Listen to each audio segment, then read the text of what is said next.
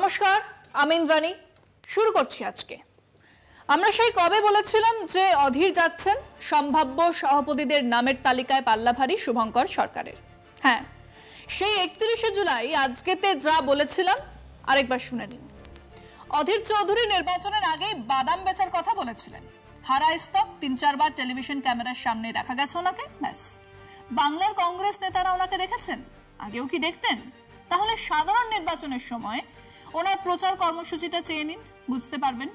মুর্শিদাবাদ ছাড়িয়ে মালদাও যাননি উনি, বার কয়েক কলকাতায়, সেটাও বামেদের জনসভায়। হারার পরেই পদত্যাগ করেছিলেন, কিন্তু এবার এটা অ্যাকসেপ্ট করা হলো। খোঁজ শুরু হয়েছে নতুন রাজ্য সভাপতির। এখন জাতীয় কংগ্রেস নেতৃত্ব জানেন তাদের ইচ্ছা থাকুক বা না থাকুক, এখানে অধীর বাবুর মতো মমতা বিরোধী কেউ থাকলে জাতীয় রাজনীতিতে পদে পদে ঝামেলা চলতেই থাকবে। কাজে এখানে একজন শান্ত শিষ্ট কাউকে খোঁজা হচ্ছে, মানে সোজা কথায় একজন মমতাপন্থী নেতা পাওয়া গেলে খানিক সুবিধা হয়, আর সেটার খোঁজ চলছে। খবরের সূত্র বলছে একদা ছাত্র নেতা, এখন সাধারণ সম্পাদক শুভঙ্কর সরকার নাকি সেরকম একজন যিনি খানিক সদ্ভাব রেখে চলতে পারবেন, এবং সে কারণেই তার থেকে পাল্লা ভারী। সেদিন যা বলেছিলাম সেটাই হয়েছে। শুভঙ্কর সরকার কংগ্রেসের নতুন রাজ্য সভাপতি, এবং তাই সেই প্রশ্ন আবার আমাদের সামনে এসে হাজির। রাজ্য রাজনীতির হাতে গরম আলোচনা হলো, তাহলে কি কংগ্রেস আর তৃণমূল আবার কাছাকাছি আসবে? শুভঙ্কর জামানাতে কি রাস্তা বদলাবে রাজ্য কংগ্রেস? সেটাই আমাদের বিষয় আজকে। কংগ্রেস তৃণমূল নতুন সমীকরণ। অধীর চৌধুরীকে সরিয়ে কংগ্রেস হাইকমান্ড প্রদেশ কংগ্রেস সভাপতি করল শুভঙ্কর সরকারকে। বলা যায় বঙ্গ কংগ্রেসে অধীর জমানার অবসান ঘটল। তীব্র তৃণমূল বিরোধী অধীরকে সরিয়ে দেওয়ার বাংলার শাসক দল তৃণমূল কিছুটা হলো স্বস্তিতে। হাইকমান্ডের চোখ রাঙানিকে উপেক্ষা করেই অধীর বিভিন্ন সময় তৃণমূলের এবং বিশেষ করে মমতা বন্দ্যোপাধ্যায়ের সমালোচনা করতে ছাড়েননি। তৃণমূলের অভিযোগ, অধীরের একগুঁয়েমির জন্যই সদ্য হয়ে যাওয়া লোকসভা ভোটে তাদের সঙ্গে কংগ্রেসের কোনো সমঝোতা হয়নি। বস্তুত খোদ মমতা বন্দ্যোপাধ্যায় এর জন্য নাম করেই অধীরকে আক্রমণ করেছিলেন। এবার হাইকমান্ড অধীরকে সরিয়ে শুভঙ্করকে প্রদেশ কংগ্রেস সভাপতি করায় মনে করা হচ্ছে তৃণমূলের সঙ্গে কংগ্রেসের বৈরিতার সম্পর্ক কিছুটা হলেও কমবে। কোলগেটের বাজার কোকাকোলা দখল করতে পারে না, হিরো সাইকেলের বাজার কেড়ে নিতে পারে না সার্ফ এক্সেল, কিন্তু কোলগেটের বাজারে ফরহ্যান্স বা পেপসোডেন্টের সঙ্গে একটা টানাপোড়েন লেগেই থাকে। কারণ তাদের বাজার এক, তাদের ক্লায়েন্টেল এক। রাজনীতিরও একটা বাজার আছে, খুব স্পষ্ট বাজার। মানুষজনের মধ্যে ভাগ আছে, যারা বাম মনোভাবাপন্ন তারা সিপিএম এর দিকে তাকিয়ে থাকলেও সেই বাজারে আরো কিছু দল, সিপিআইএমএল, লিবারেশন বা অন্যান্য বাম দল আছে। কিন্তু যতক্ষণ না তারা নিজেদেরকে সিপিএম এর থেকে বেশি গ্রহণযোগ্য করে তুলছে, ততক্ষণ ওই বাজারের দখল সিপিএম এর কাছেই থাকবে। অন্যদিকে ধর্ম নিয়ে, জঙ্গি জাতীয়তাবাদ নিয়ে যে বাজার দখলে এনেছে বিজেপি, সে বাজারে তাদের প্রায় কোনো প্রতিযোগীই নেই।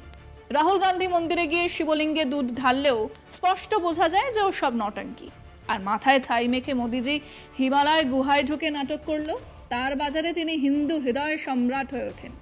ঠিক তেমনি সারা দেশে এক মধ্যপন্থা, এক উদার গণতান্ত্রিক বাজার দখলে আছে কংগ্রেসের, যা তার সবচেয়ে খারাপ সময়ও 20% ভোট এনে দিয়েছে। হ্যাঁ, রাজনীতিতেও এমন বাজার দখলের গপ্প আছে।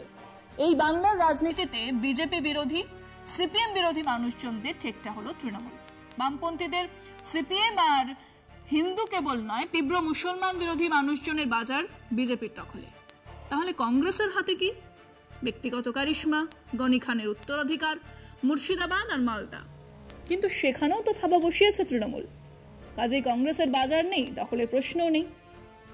সিপিএম উঠে গেলে সিপিআইএমএল লিবারেশনের বারবারন্ত হবে, তার আগে নয়। ঠিক তেমনি তৃণমূল থাকলে কংগ্রেসের কেবল দফতর ছাড়া, ব্যানার ছাড়া কিছু থাকাটাই সম্ভব নয়।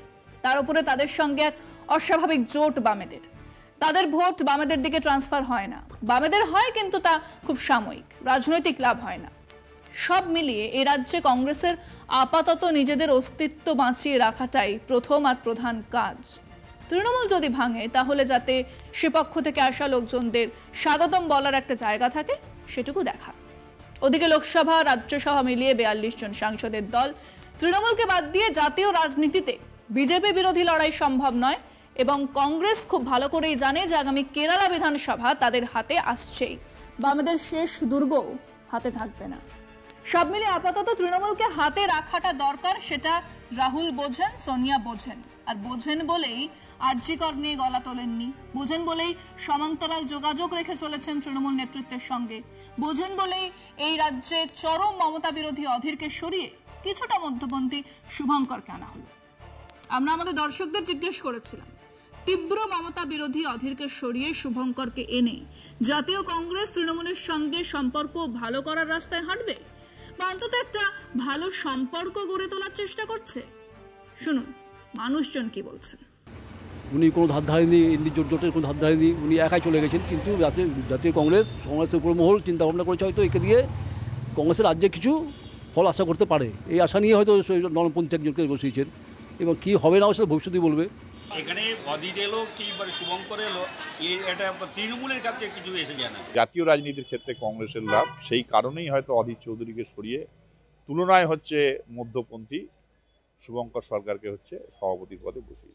যে আমরা পশ্চিমবঙ্গ থেকে সরিয়ে দিয়েছিলাম বা সরাবো ভেবেছিলাম, এটা নাই। কিন্তু মমতা ব্যানার্জির সঙ্গে থাকতে গেলে আজকে যে ৭৭টা সিট আমাদের চলে গেল বিজেপির দিকে, এটা ঠিকঠাক আমাদের চলতে গেলে আমাদের এই ৭৭টা সিট যেত না, এখান থেকে বিজেপি ওয়াইপ আউট হয়ে যেত।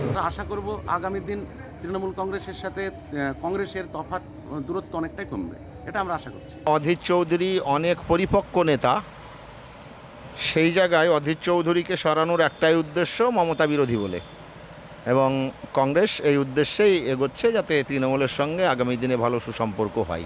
কোনো বিরোধিতা নেই, তৃণমূল কংগ্রেস না কোনো কিছু না, উনি সবসময় মমতা বিরোধী। উনি মমতা ব্যানার্জিকে সহ্যই করতে পারতেন না, এবং মমতার কোনো উন্নতি ওনার চোখে লাগতো না, ওনার সবসময় মমতা খারাপ। তিনি সিপিএমের সঙ্গে জোট বেঁধে লড়াইয়ের সপক্ষেই বারবার সওয়াল করেছেন। তাই সত্যিকারের যদি বিজেপি বিরোধী জোট গড়ার বা বিজেপিকে তাড়ানোর দরকার হয়, সেক্ষেত্রে তৃণমূলের সঙ্গে একসঙ্গে লড়াইয়ের প্রয়োজন, এবং সেটাই সঠিক পদক্ষেপ নিয়েছে। ভবিষ্যতে কংগ্রেস এখন নতুন প্রদেশ সভাপতি করেছেন, আশা রাখছি যে ওনারা ভাববেন এবং উন্নয়নের সঙ্গে থাকবেন, এটুকু আমাদের আশা। এই প্রদেশ কংগ্রেসের এই সভাপতির চেঞ্জ, এটা পশ্চিমবঙ্গের পক্ষে খুব ভালো। এই মুহূর্তে যা কংগ্রেসের পশ্চিমবঙ্গের অবস্থা, তাতে কোনো সম্পর্ক আর আপনার সংগঠন বাড়া এই ধরনের কোনো আপনার হলে কংগ্রেসের কোনো জায়গা নাই ওয়েস্ট বেঙ্গলে। সে যে নেতাই আসুক, এই কংগ্রেস যে অবস্থায় আছে সেই অবস্থায় থাকবে, কিন্তু তাতে কোনো লাভ হবে না। তিনি কিছুটা বিজেপি ঘেঁষা। পশ্চিমবঙ্গে যখনই কোনো ব্যাপারে কোনো আলোচনা হয় তিনি বিজেপির হয়ে কথা বলেন। সেক্ষেত্রে হাইকমান্ড তাকে ওয়ার্নিং দিয়েছিল এর আগেও, কংগ্রেসের ঠাকরে সাহেব, তারপরেও তিনি কিন্তু বিরত হননি। শেষ পর্যন্ত তাকে বহিষ্কার করে শুভঙ্কর বাবুকে যে দায়িত্ব দেওয়া হয়, তো মনে হয় তৃণমূলের পক্ষে কংগ্রেসের সম্পর্কটা ভালো হবে। তিনি এই জোটটাকে ব্যর্থ করার জন্য সব রকম চেষ্টা করে শেষ পর্যন্ত জোট হতে দেননি।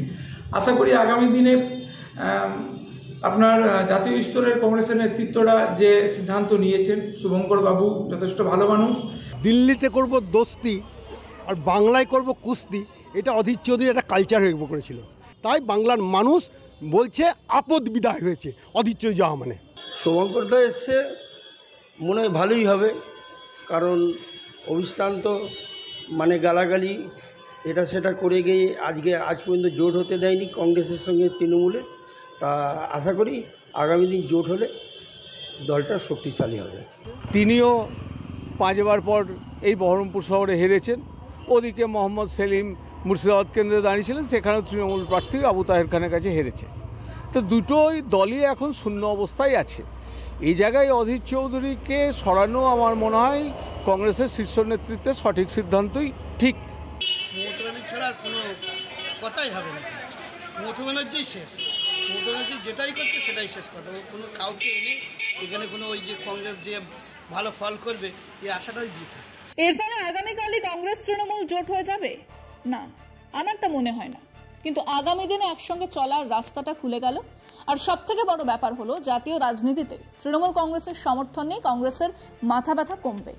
অধীরবাবু কি বিজেপিতে যাবেন? রাজনীতিতে সবই সম্ভব, এ নিয়ে আরেকদিন আলোচনা করা যাবে। কিন্তু বামেদের মাথা ব্যথা হবারই কথা।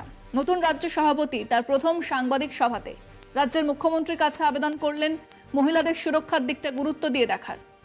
যখন ওদিকে অধীরবাবু গতকালও মমতার পদত্যাগ চাই বলেছেন, তখন এই আবেদন যথেষ্ট ইঙ্গিতপূর্ণ। ওদিকে সীতারাম ইয়েচুরি নেই, যিনি কংগ্রেস সিপিএম সম্পর্কটা ধরে রেখেছিলেন। এদিকে রাজ্যের সমীকরণ বদলালে ওনারা যে বেশ বড়সড় ফাপড়ে পড়বেন তা নিয়ে কোনো সন্দেহই নেই, কিন্তু সে আরেক অন্য আলোচনা। আজকে এ পর্যন্তই। দেখতে থাকুন কলকাতা টিভি, রাত ৩, ৭ দিন।